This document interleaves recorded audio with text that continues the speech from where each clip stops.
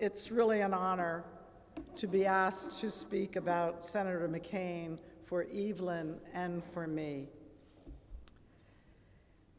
I fell in love with my country when I was a prisoner in somebody else's. So spoke John McCain when he accepted the 2008 nomination from the Republican Party for president. In Hanoi, from 1967 to 1973, John McCain indeed proved forever that he was the embodiment of patriotism, duty, honor, and courage. He was the very definition of the best among us. That story bears repeating over and over for the inspiration it provides to generations who have very few examples of such lives.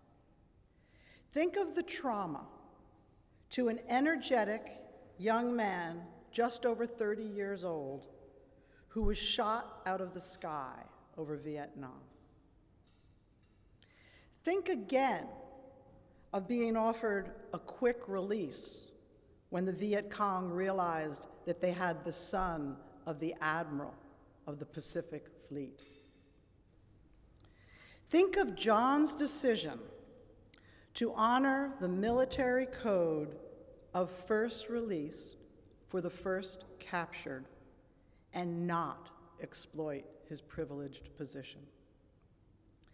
Think of the man who survived being beaten, starved, tortured, humiliated, never again able to raise his arms above his head, deciding to devote the rest of his life to public service.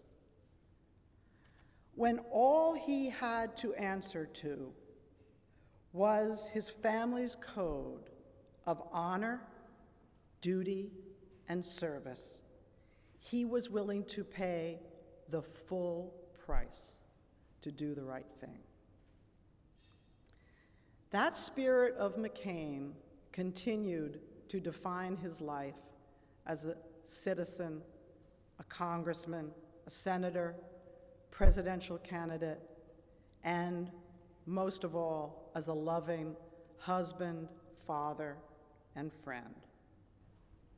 For Senator McCain, the words "with liberty and justice for all" are not just rhetorical flourish of our founding fathers. No, they are the foundation of the national strength of our country, is what John McCain believed, and they were the very core of his DNA.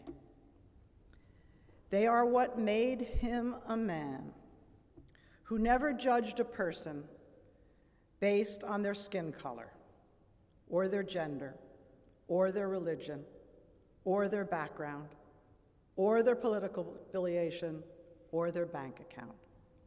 No, he cared about a person's character. Character is what motivated John McCain. And it's why he, with Cindy, created the McCain Institute with the purpose of teaching character-driven leadership. In a commencement speech in 1997, Senator McCain said, "No one of us, if they have character, leaves behind a wasted life."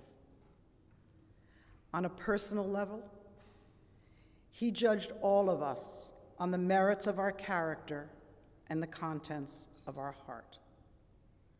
On a public level, through humor, hard work, and example, he tried to build the national character as a force for good in the world. That's why he worked so hard with Britain and our other allies to protect human rights, freedom, and dignity wherever they were under attack. Those who spoke truth knew that John had their back. Throughout his life, he often had to pay consequences for doing the right thing.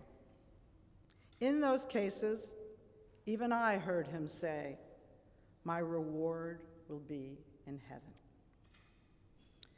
Indeed, our friend is now in heaven.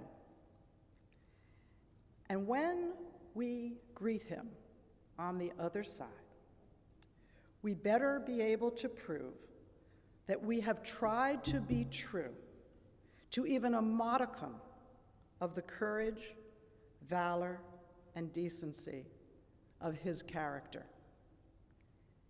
If we don't, he will have a word for us, and no one wants to be on the back end of John McCain's word, and he does not approve. We know. So may the spirit of McCain be with us and inspire us forever. And God bless you, John.